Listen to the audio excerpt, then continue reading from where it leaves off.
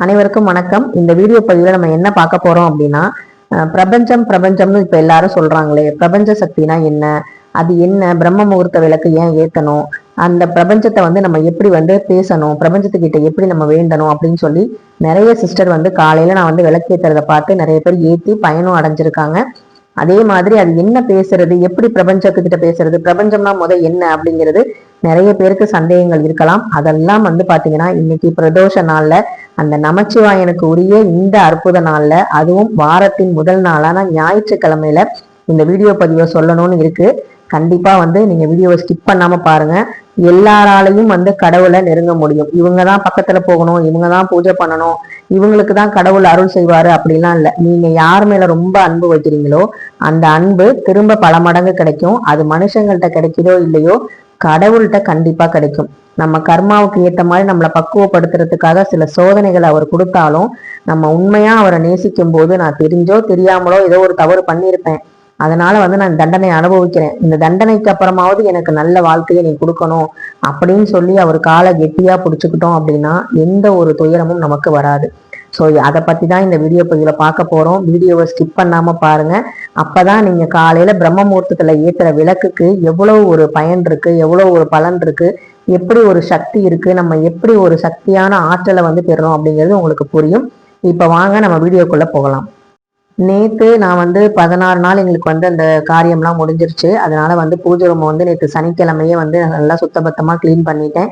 ஏன்னா ஞாயிற்றுக்கிழமை நம்ம விளக்கேற்ற போறோம். அதுவும் கோதுமை தீபம் சூரிய பகவானுக்கு ஏத்திட்டு குலதெய்வ விளக்கெல்லாம் ஏத்திட்டு நம்ம நல்லபடியா தொடங்கணும் அப்படிங்கிறனால நேத்தே பாத்தீங்கன்னா நான் பூஜை ரூம்லாம் கிளீன் பண்ணி கோலம்லாம் போட்டு அழகா குலதெய்வ பானைக்கு சந்தனம் குங்குமம்லாம் வச்சுட்டு, கலசத்தை போன அமாவாசைக்கு மாற்ற முடியல, அதனால இந்த அமாவாசைக்கு கலசம் மாற்றி தேங்காவுக்கு மஞ்சள் குங்குமம்லாம் வச்சு நல்லபடியா வேப்பிலாம் சொருகி எல்லாமே ரெடி பண்ணி வச்சுட்டேன்.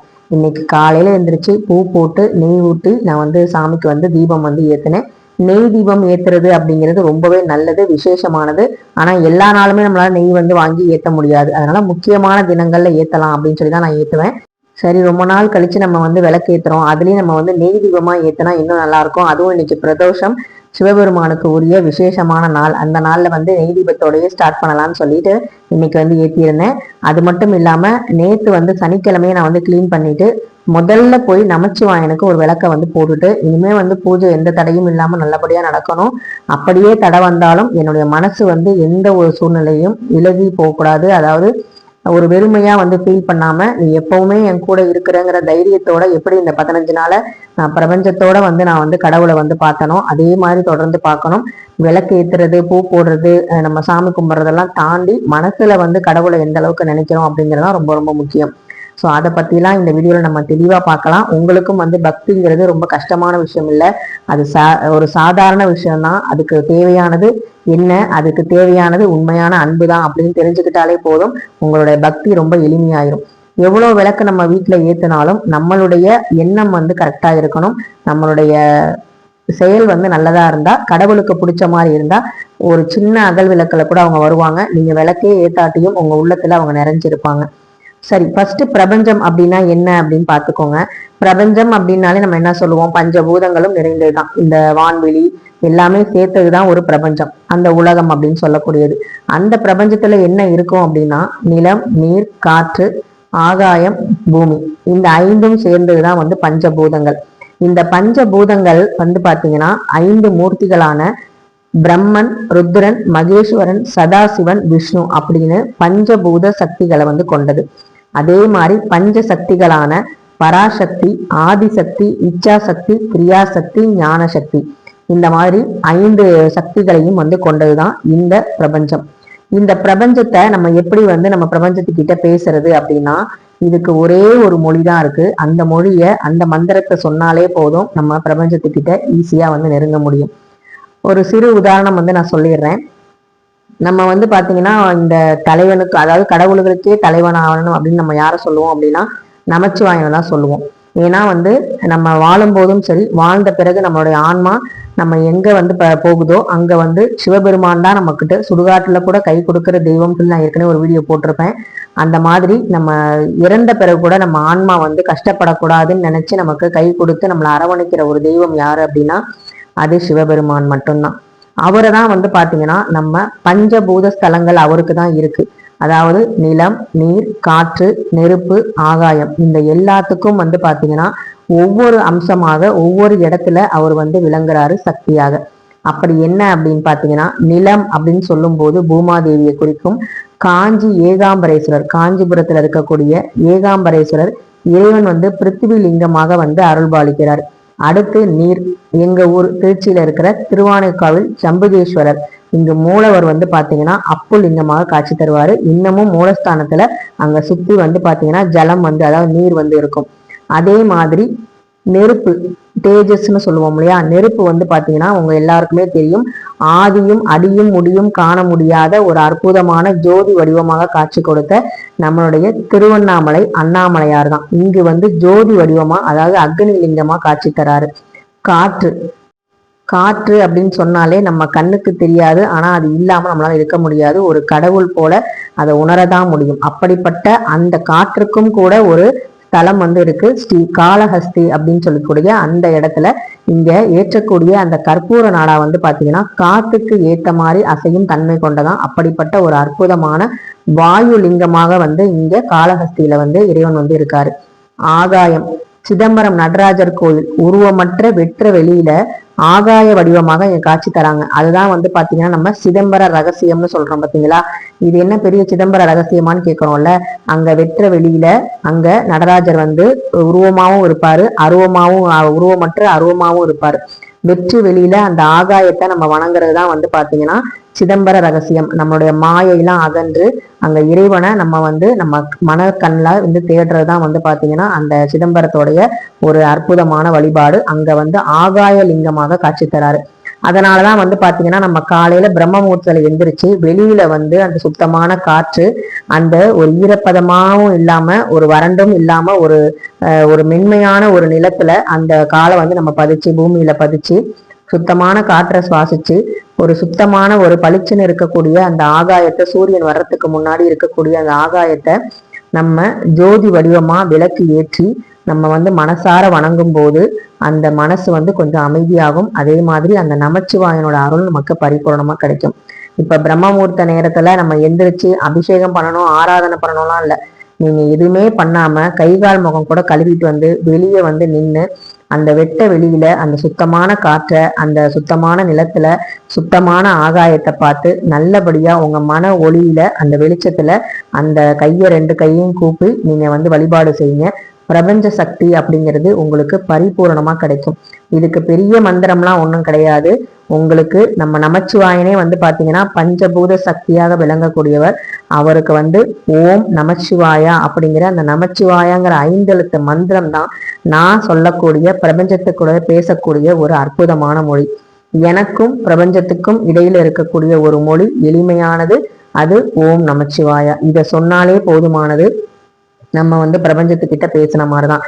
ஏன்னா அவரு தான் வந்து நீராவும் இருக்காரு, காற்றாவும் இருக்காரு, ஆகாயமாவும் இருக்காரு, நிலமாவும் இருக்காரு, அதே மாதிரி நெருப்பாவும் இருக்காரு. இப்படி எல்லாமாவும் இருக்கக்கூடிய அந்த அற்புத தலைவன், தலைவனுக்கெல்லாம் தலைவனா இருக்கக்கூடிய நம்மளுடைய நமச்சிவாயனை இந்த பிரதோஷ நாள்ல உங்ககிட்ட வந்து நான் வந்து பஞ்சபூதங்களை பத்தியும் பிரபஞ்ச சக்தினா என்னன்னு சொன்னதை பத்தியும் சொல்றதுல எனக்கு ரொம்ப ரொம்ப சந்தோஷம். ரொம்ப நாள் கழிச்சு வீட்டுல ஊதுபத்தி சாம்பிராணிலாம் போட்டு சாமிக்கு பூவெல்லாம் வச்சு அழகா வந்து அதுவும் பாருங்க, இன்னைக்கு நமச்சிவாயனுக்கு முதல்ல வீட்டுல விளக்கேத்துறேன். பிரதோஷ நாள்ல நமக்கு வந்து அபிஷேகம் பண்ற மாதிரியே வந்து அமைஞ்சிருச்சு. 5 பொருட்களால வந்து அபிஷேகம் பண்ணேன். ரொம்ப சந்தோஷமா மன நிறைவோட குலதெய்வத்தோட ஆசையோட விநாயகர் பெருமானுடைய அருளோடையும் இந்த நமச்சிவாய பெருமானுடைய அருளோடையும் நம்முடைய சிவ குடும்பத்தோட ஆசையோடையும் நல்லபடியா வந்து பூஜை பண்ணிட்டேன். ரொம்ப மகிழ்ச்சியா இருந்தது. இதுக்கப்புறமும் வந்து என் பூஜையில ஏதாவது தடைகள் வந்தா கூட நான் வந்து இனிமேல் கவலைப்பட மாட்டேன். ஏன்னா பிரபஞ்சம் தான் நமச்சிவாயன், நமச்சிவாயன் தான் பிரபஞ்சம் அப்படிங்கிறது நமக்கு தெரிஞ்சிருச்சு. அவர்கிட்ட நம்ம மனதுல இருக்கக்கூடிய அந்த மந்திரமான ஓம் நமச்சிவாயங்கிற மந்திர மொழியில நம்ம பேசினாலே போதும். அவருக்கும் நமக்குமான உறவு பூஜை பண்ணாட்டியும் சரி, பூஜை பண்ணாலும் சரி, மனசால நினைச்சாலே நமக்கு கிடைக்கும் அப்படிங்கிறதுல எந்த சந்தேகமும் இல்லை. இந்த பஞ்சபூதங்களுக்கு இருக்கிற சக்தி வந்து பாத்தீங்கன்னா அந்த பஞ்ச அப்படின்னு சொல்லக்கூடிய அந்த பஞ்சமி 5ங்கிறதுக்கு ரொம்ப சக்தி இருக்கு. அதனாலதான் பஞ்சமி திதியில நம்ம வந்து அம்பாள் வழிபாடு அதே மாதிரி கோவிலுக்கெல்லாம் போறது ரொம்பவே நல்லது. அந்த நேரத்துல பூமியோட அந்த ஆற்றல் சக்தி வந்து அதிகமா இருக்கும். அந்த பஞ்சமி திதியில நீங்க வாராகி அம்மனை தான் வழிபாடு செய்யணும் இல்ல, எந்த அம்பாளை வேணா வழிபாடு செய்யலாம். ஸ்ரீ பஞ்சமி தேவியை நமக அப்படிங்கிற மந்திரத்தை 108 முறை நீங்க சொல்றது ரொம்பவே சிறப்பு வாய்ந்தது.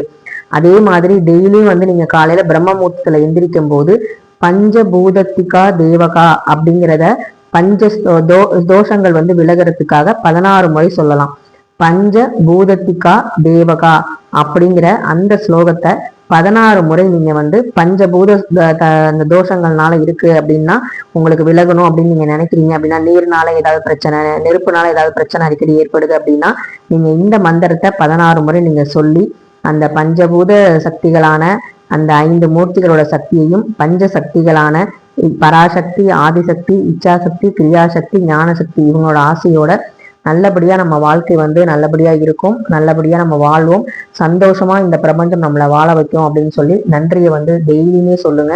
நம்ம எந்த அளவுக்கு கடவுளுக்கும் பிரபஞ்சத்துக்கும் நன்றி மட்டுமே சொல்றோமோ அந்த அளவுக்கு நமக்கு இறைவனோட அன்பு பரிபூர்ணமா கிடைக்கும். ஏன்னா இறைவன் வந்தும் பிரபஞ்சமும் சரி யாருமே வந்து மனுஷங்க மாதிரி கிடையாது. நம்ம நன்றியை வந்து மறக்கிறவங்க கிடையாது, நம்ம அன்பை வந்து உதாசனப்படுத்துறவங்க கிடையாது.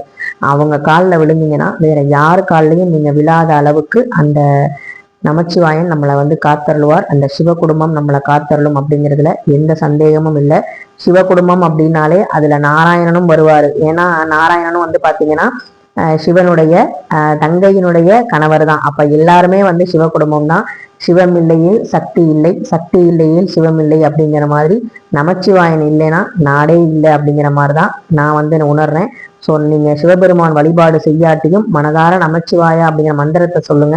வீட்டுல பூஜை பண்ண முடியல, சிவன் போட்டோ வைக்க முடியலன்னா கூட கோவிலுக்கு போய் அபிஷேக பிரியரான அந்த அபிஷேக பிரியருக்கு உங்களால முடிஞ்ச பொருட்களை வாங்கி கொடுங்க. அன்னாபிஷேகம் ஐப்பசி மாசம் நடக்கக்கூடிய அந்த நாள்ல சிவபெருமானுக்கு எல்லா ஜீவராசிகளும் உணவு உண்ணணும்னு நினைக்கக்கூடிய அந்த பரமாத்மாவுக்கு உங்களால முடிஞ்ச அரிசிகளை வாங்கி கொடுங்க. இந்த மாதிரி நிறைய விஷயங்கள் பண்ணலாம். வீட்டுல பூஜை பண்ண முடியாட்டி இருக்கவே இருக்கு கோவில், கோவிலுக்கும் போக முடியலையா இருக்கவே இருக்கு நம்ம மனசு. நம்ம மனசுதான் பிரபஞ்சம். நம்ம பிரபஞ்சத்துல இருக்கிற நம்மளுடைய அந்த பஞ்சபூதங்கள் தான் தெய்வம். அந்த பஞ்சபூதங்களும் ஒரே வடிவத்துல நம்ம பார்க்கணும் அப்படின்னா நம்ம சிவபெருமானை மட்டும்தான் பார்க்க முடியும். அந்த சிவபெருமான்கிட்ட பேசுற மொழி என்னன்னு பாத்தீங்கன்னா நமச்சிவாயங்கிற மந்திரம் தான். இதை தொடர்ந்து நீங்க எத்தனை முறை வேணா இன்னைக்கு சொல்லலாம். இன்னைக்கு மட்டும் இல்ல, எப்பவுமே நீங்க சொல்லலாம். தினந்தோறும் எந்திரிக்கும் போதும் படுக்கும் போதும் நமோ நாராயணா நமச்சிவாயங்கிற மந்திரத்தை 2 மந்திரத்தை சொன்னாலே போதும், எல்லாமே நல்லபடியா நடக்கும். இந்த வீடியோ உங்களுக்கு ஏதாவது ஒரு வகையில பயனுள்ளதா இருந்திருக்கும். பயனுள்ளதா இருந்தா கண்டிப்பா லைக் பண்ணுங்க, ஷேர் பண்ணுங்க, மறக்காம சப்ஸ்கிரைப் பண்ணுங்க. ஓம் நம சிவாய. சிவாய போற்றி. தென்னாருடைய சிவனே போற்றி, எந்நாட்டவர்க்கும் இறைவா போற்றி. ஓம் நம சிவாய.